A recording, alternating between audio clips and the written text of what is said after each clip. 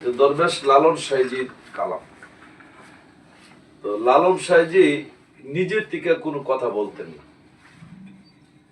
লালন সাইজি যদি এই কথাগুলি বলতেন, কারণ তিনি তো স্কুলে লেখাপড়া করেন নাই, কোনো মাদ্রাসাতে পড়েন নাই। যদি মাদ্রাসায় পড়তো মনে করতাম মাদ্রাসার হুজুরে শিখাইছে, কোন ইউনিভার্সিটিতে পড়ে নাই। যদি পড়তো তাহলে বুঝতাম লালন ইউনিভার্সিটি থেকে শিক্ষা আসছে। মাদ্রাসায়ও পড়ে নাই, লালন সাইজি ইউনিভার্সিটিতে পড়ে নাই, তাইলে এই কথা সে পাইলো কোথায়? লালন সাইজির গানের অন্তরায় বলা যায় তিনি এলহাম ছাড়া কোনো গানই বলেন নাই। এলহাম, লালন সাইজির এলহামে তিনি বললেন, দরচরণ ছেড়োনা নিতাই কাউরে ফেলে যাবে। এই কথাটার উত্তর প্রথমে দেওয়া আছে যে গুরু যদি সবাইরই নেয় তো দুযুগের মধ্যে আর কোনো লোক থাকে না। লালন এই কথাটা বলার আগে বলছে, দরচরণ ছেড়োনা নিতাই কাউরে ফেলে যাবে না। ছাড়লে তুমি যাইতে পারতা না, দইরা রাখলেই যাইতে পারবে। দেখছেন কেন? দরচরণ ছেড়োনা, লালন বলে নাই 6 মাস দইরা রাখো আর 6 মাস ছাইরা দাও। দরচরণ ছেড়োই না, যারা ছাড়ছে না তারারই গুরু লয়ে যাবো। দরুন্না লোক একটারও ফালাইয়া যাবে না। যারা ধরছে আর ছাড়ছে তারা যাইতে পারবে। আর আরেকটা বিষয় হইল, গুরু কাউরে নিতে পারবে না।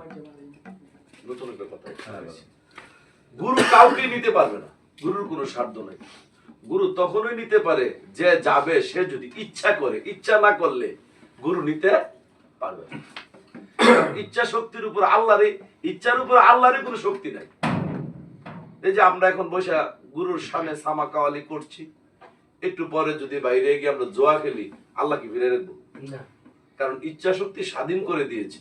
তো ইচ্ছা শক্তির উপরে আল্লাহর কোনো খর্ব চলে না। তাহলে ইচ্ছা শক্তির উপরে যদি আল্লাহরই কোনো না চলে তো গুরুরও তো চলে না। তো সুতরাং যে ভক্ত পার হওয়ার জন্য ইচ্ছা করে তারে গুরু পার কইরা নেয়, যে ইচ্ছা করে না তারে গুরু কোনোদিন নিতে পারে না।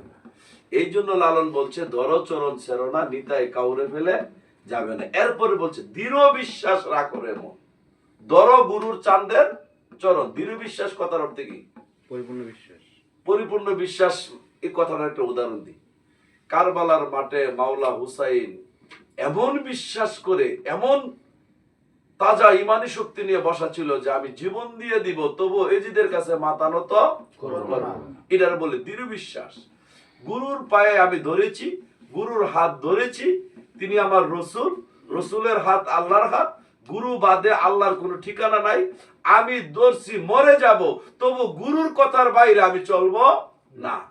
এটার কইছে দৃঢ় বিশ্বাস রাখো রে মন, দর গুরুর চাঁদের চরণ। দৃঢ় বিশ্বাস কথার অর্থ হইল আমি মরে যাব তবু গুরুর চরণ থেকে আমি এক ফোঁটাও নড়বো না। ওই ধরনের লোককে লালন ইঙ্গিত করে বলেছেন। এই জন্য দরচরণ ছেড়োনা নিতাই কাউরে ফেলে যাবে না। যে ছাইরা দিছে সেই পড়ে গেছে, যে ধরে রাখছে তারই গুরু নিয়ে যাইতেছে। সুতরাং ইচ্ছা শক্তি স্বাধীন করে দিয়েছে। গুরু ভক্ত যখন ইচ্ছা করবে যে আমি যত বাধা বিপত্তি আসুক, যত দুঃখ কষ্ট আসুক, অভাব অনটন আসুক, আমি গুরুর বাক্য ব্যতি রেখে অন্য কোনো বাক্য গ্রহণ করব না, এই বিশ্বাস যখন স্থির করবে তখনই তারে গুরু নিয়ে যাবে। এই কথাটার একটা উদাহরণ হইল যে গুরু কিভাবে নেয়। আচ্ছা, এখানের মধ্যে আমার একটা কথা, অনেক গুরুর কাছে বায়াত হইলে মূলত কার কাছে হয়েছ?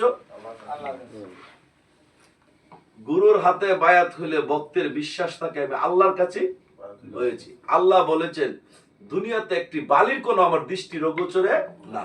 তো যেই ভক্তটা গুরুর হাত আল্লাহর হাত বিশ্বাস করে বায়াত হয়েছে, ওই ভক্তের জামিনদার স্বয়ং আল্লাহই হয়ে গেছে।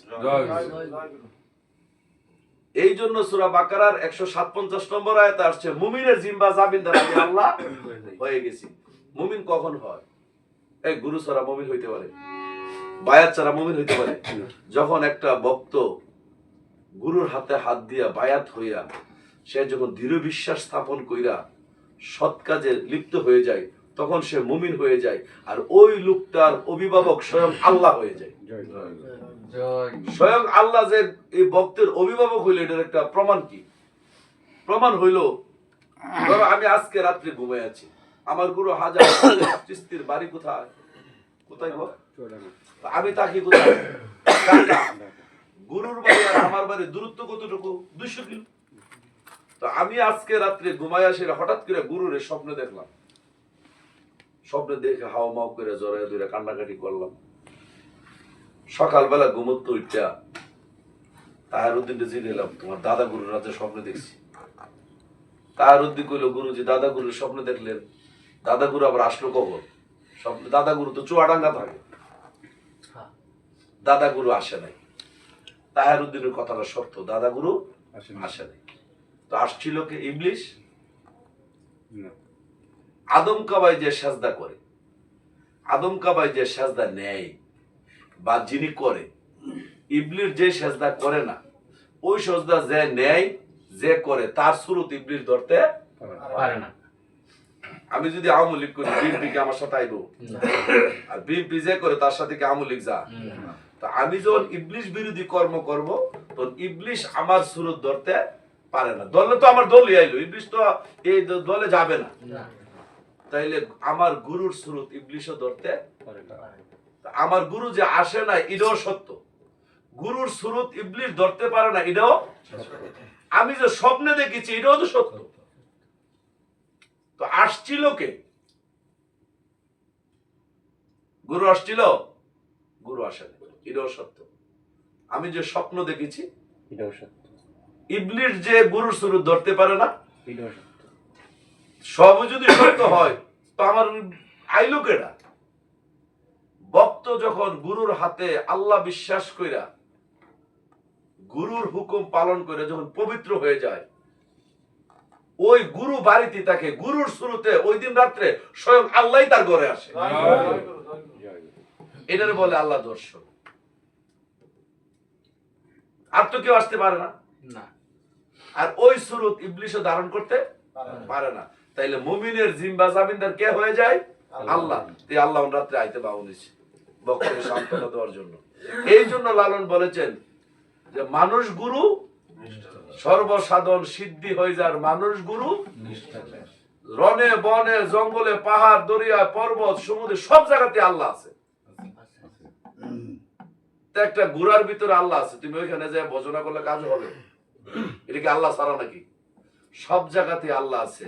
মানুষ গুরুর নিষ্ঠা না হওয়া পর্যন্ত তুমি আল্লাহ দর্শন করতে পারবে না। এই জন্য লালন বলেছে, নদী কিংবা বিল বাউল হাল সর্বস্তরে একই একজন, একা মেরে সাই ফেরে সর্বতাই, মানুষে মিশে হয় জানতার, মানুষ গুরু নিষ্ঠা যায়। তাই লালন বলেছে, মানুষ ছাড়া খাপারে তুই মূল হারাবি, মানুষ বজলে। কোন মানুষ? কোন মানুষটা বজবা গো তাহারউদ্দিন?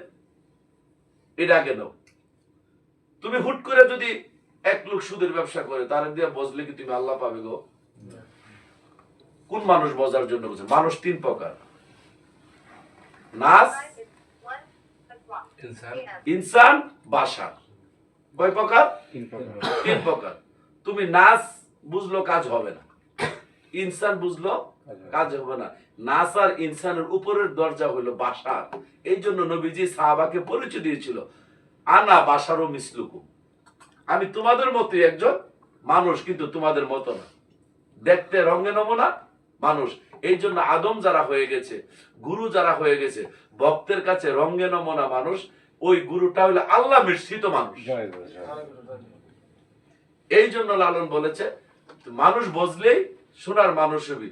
ওই ভক্তের জন্য ওই গুরু হয়েছে সোনার মানুষ, তারে বুঝলে তুমিও সোনার মানুষ হয়ে যাবে। এই জন্য দরচরণ ছেড়ো না, নিতাই কাউরে ফেলে যাবে না, সারবা, এতে গুরুর দোষ নাই, গুরু তোমার ফালাই যাইব। দৈরা রাখছো, গুরু তোমার ফালাই যাইতে পারে না। দরচরণ ছেড়ো না। তা আমরা যেন চরণ দৈরা থাকতে পারি, গুরু যেন কৃপা করে, আল্লাহ যেন আমাদেরকে সাহায্য করে। জয় জয়।